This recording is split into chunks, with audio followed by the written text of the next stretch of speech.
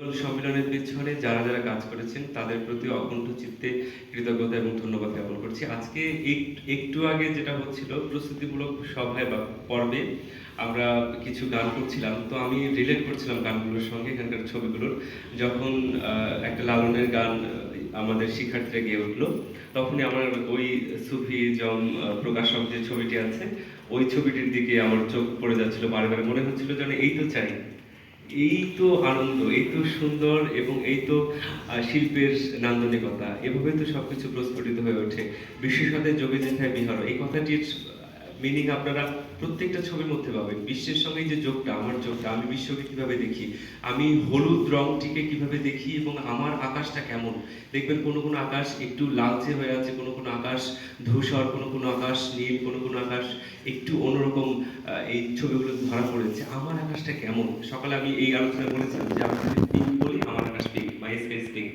কিন্তু বিষয়টা হচ্ছে যে আজকে যারা এই বৈচিত্র্যময় বিশ্ব প্রকৃতিকে, বিশ্ব ভুবনকে দেখেছেন নিজের দৃষ্টিতে, এবং আমাদেরকে তারা দেখানোর জন্য এই ছবিগুলোকে উপস্থাপন করেছেন, তাদের ভাবনাগুলোকে আমরা দেখব, তাদের চিন্তাগুলোকে আমরা দেখবো। এখানে পোর্ট্রেট আছে, বিমূর্ত চিন্তার কিছু প্রকাশ আছে। এর পাশাপাশি নান্দিকের সদস্য এবং সঙ্গীত বিভাগের শিক্ষার্থী যারা আছেন তাদেরও কয়েকজনের ছবি এখানে প্রদর্শিত হচ্ছে। তাদের প্রতিও খুবই ভালো করে আমি বলতে চাই যে আপনারা যে কাজগুলো করছেন এগুলো কন্টিনিউ করুন এবং এই ধারাবাহিকতাটা একটু বজায় রাখুন।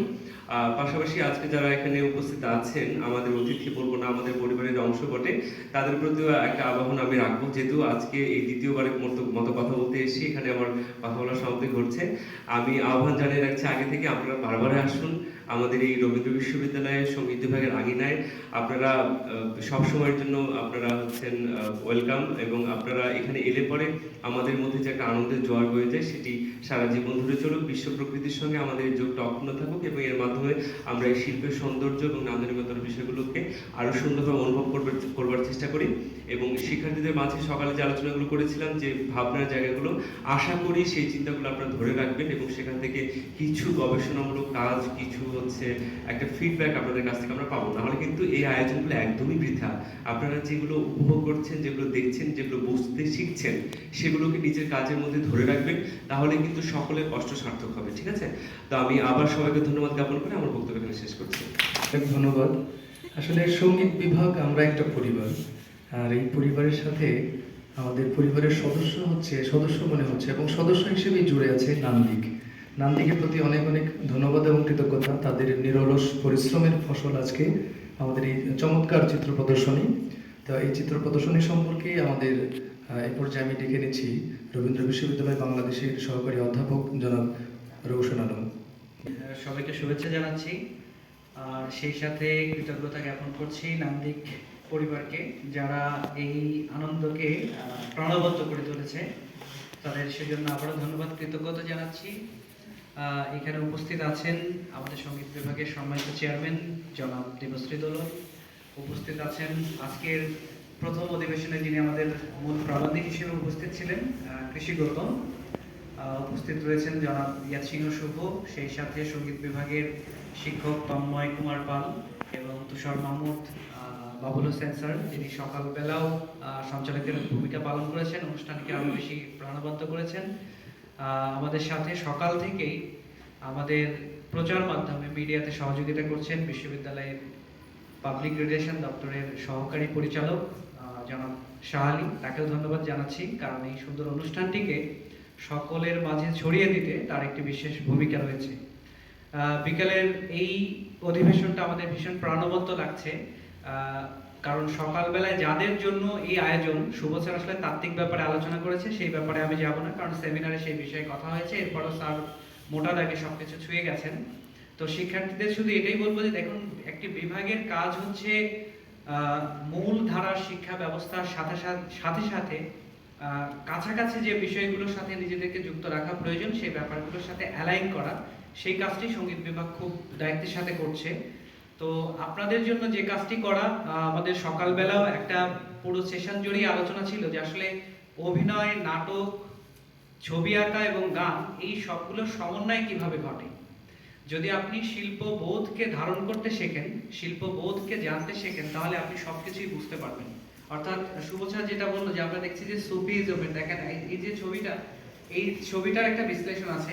প্রত্যেকটা আমরা পরবর্তীতে একটা সেমিনারই করব যে আসলে ছবি পাঠ, এই প্রত্যেকটা ছবি অ্যাজ এ অডিয়েন্স হিসেবে আপনি কিভাবে দেখছেন। দেখেন যখন আমরা শাস্ত্রীয় সঙ্গীত শুনি, সাধারণ শ্রোতা যদি থাকে, যে কথাটা আমি আমার সকালের সেমিনারেও বলছিলাম যে আসলে দেখেন মানে তাত্ত্বিকভাবে জ্ঞানী হয়ে ওঠা আর অক্ষর জ্ঞান পাওয়া দুটো ভিন্ন জিনিস।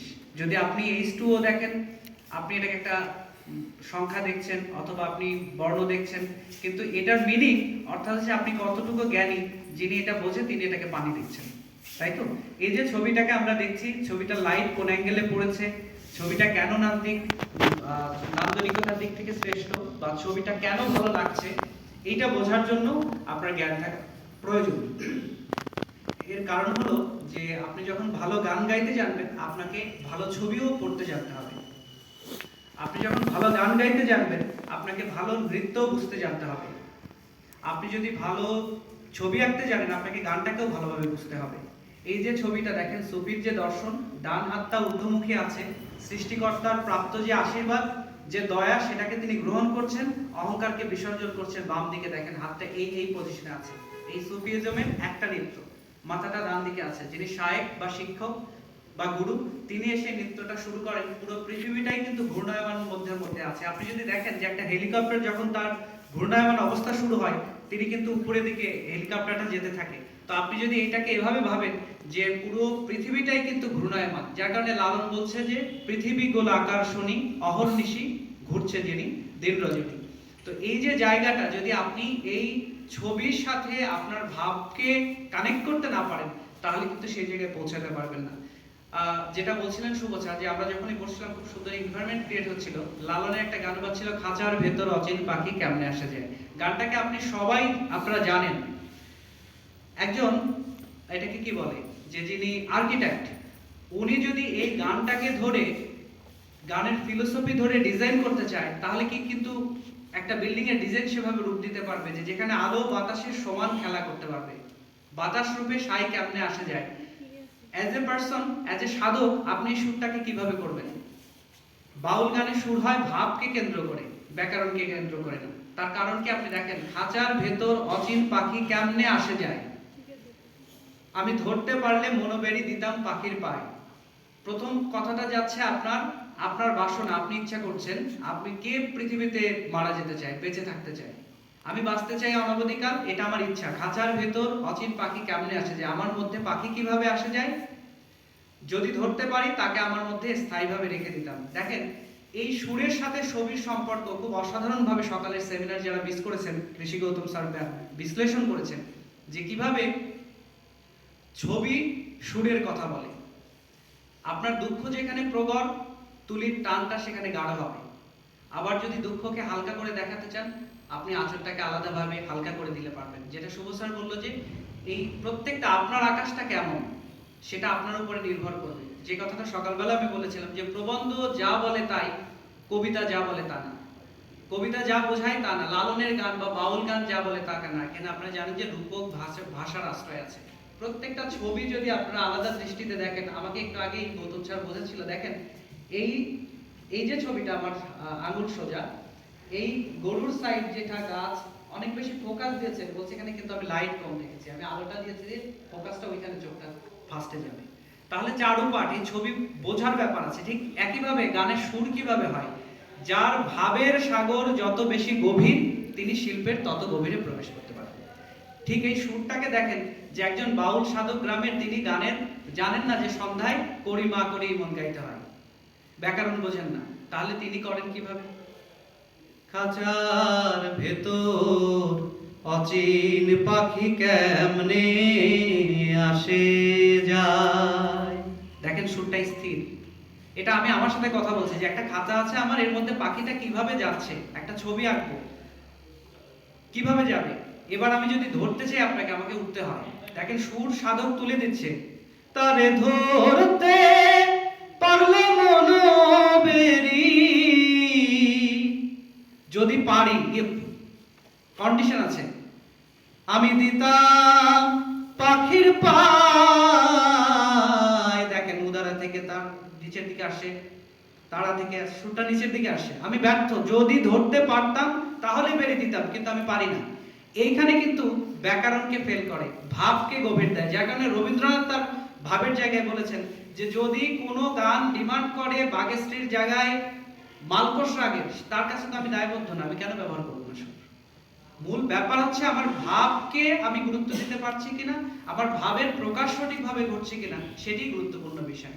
একইভাবে দেখেন যে একজন শক্তিমান অভিনেতা, আপনি শাহরুখ খান, তার অভিনয় দেখেন, তার যে রোমান্টিকতার এক্সপ্রেশন, উনি দাঁড়ালেই একটা রোমান্স হয়ে যায়, আর্ট হয়ে যায়।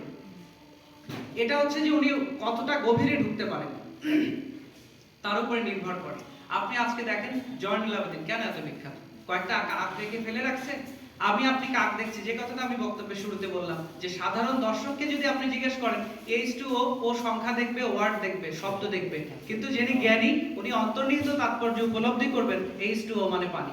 এটি হচ্ছে মানে স্বশিক্ষিত এবং অক্ষর জ্ঞান সম্পন্ন মানুষের পার্থক্য। যদি আপনি অক্ষর জ্ঞান সম্পন্ন মানুষ হন তাহলে আপনি শুধু এটার আক্ষরিক অর্থ দেখবেন, আর আপনি যদি তাত্ত্বিকভাবে জ্ঞানী হন তাহলে আপনি তার অন্তর্নিহিত তাৎপর্যকে অনুধাবন করার চেষ্টা করবেন। ঠিক একইভাবে আমরা যেটা দেখছি যে লালন কেন বিখ্যাত, আমি গান গাইছি, আপনি গান গাইছেন, কেন আমার গান এইভাবে যাচ্ছে না? এই যে দর্শনগত জায়গা, আমরা দেখছি কি যে বৈষ্ণব এবং সুফি যে ছবিটা দেখছি, তাহলে আপনি বলতে পারেন যে আমি মিউজিকে পড়ে আমার ছবি বোঝা কেন দরকার? আপনাকে অবশ্যই ছবি বুঝতে হবে, এছাড়া আপনি ভালো গান গাইতে পারবেন না। কারণ হচ্ছে যে আপনি ভালো ছবি না বুঝতে পারলে আপনি শিল্পের কোনো শাখায় যেতে পারবেন না। আপনি যদি শিল্প বুঝতে চান আপনাকে ছবি রিড করা জানতে হবে। যিনি অডিয়েন্স সাধারণ, তিনি সবাই দেখবে এখানে একটা খেজুর গাছ দেখছি, এখানে একটা রাস্তা দেখছি, দুটো মানুষ আছে, ওই যে কথাটা বললাম H2O, আপনি সংখ্যা দেখবেন, অক্ষর দেখবেন, যিনি ওইটার মিনিং জানে তিনি ওটাকে পানি দেখবেন। সুতরাং দেখার ভিউটা কখন চেঞ্জ হবে? যখন আপনার তাত্ত্বিক জ্ঞানটা সমৃদ্ধ হবে, তখন আপনি সেটাকে গভীরভাবে দেখতে পারবেন। অ্যাজ এ মিউজিক স্টুডেন্ট হিসেবে আপনাকে অভিনয় বুঝতে হবে, আপনাকে ডান্স বুঝতে হবে, আপনাকে ছবি বুঝতে হবে। আপনি দেখেন যে বিচ্ছেদ, বিজয় সরকার কেন আমরা বিচ্ছেদ বলি? দেখেন তার জায়গাগুলো থেকে আমরা কি দেখি যে তার যে বিরহ, সেই বিরহটাকে তিনি তার কাব্য এবং সুরের সাথে কিভাবে যোগসূত্র করেছেন। আপনি আমারও পড়ানো যাহা যায়, রবীন্দ্রনাথের এই গানের সুর যদি আপনি জেন্সের সুর দেন, দেখবেন যে ওই দোতনা থাকবে না। শিল্পের যে ভাবের আবেগ সেটা পূর্ণতা পাবে না। যার কারণে রবীন্দ্রসঙ্গীতের যে নোটেশন সেটাকে ফিক্সড করা, আপনি যদি অনেক গলায় কাজ আছে রশিদ খান মতো, আপনি যদি আমারও পড়ানোর জায়গায় একটা টান দেন, একটা গিট কেটে কাজ দেন, এটা কিন্তু ধ্বংস হবে। তাহলে শিল্প আমাদেরকে পরিমিতি বোধ শেখায়। আপনি কিভাবে শিল্পের অন্তর্নিহিত তাৎপর্য উপলব্ধি করবেন সেটা আপনাকে গভীরভাবে বুঝতে যেমন শেখাবে, আপনাকে পরিমিতি বোধ সম্পন্ন মানুষ হিসেবে তৈরি করার জন্য, সুনাগরিক হিসেবে তৈরি করার জন্য আপনাকে সেই জায়গায় নিয়ে। যার কারণে ছবিতে যেটা দেখছিলাম যে আমরা সকালবেলায় আলোচনা ছিল যে পটচিত্রতে আমরা কিভাবে দেখি যে সেখানে বনদেবীর জায়গা থেকে কিভাবে ক্লাইমেট চেঞ্জ এটার প্রভাব ফেলে, এই শিল্প সাহিত্য কিভাবে পরিবেশ নিয়ন্ত্রণে আপনাকে সহায়ক ভূমিকা পালন করে। যার কারণে এই যে ছবিগুলো আমরা যে কথা বলছিলাম যে বেদনার রং নীল, কিন্তু শিল্পী যদি চায় যে তার ভাব, তার প্রেমকে নীলের মাধ্যমে প্রকাশ করাবে, এটা সম্ভব। আপনি দেখবেন যে সত্যজিৎ রায়ের অনেক সিনেমা আমরা দেখি কি সে তার কি জন্য বাজে, যখন কিছু আনন্দের কিছু হয়, কিন্তু উনি বিরহতেও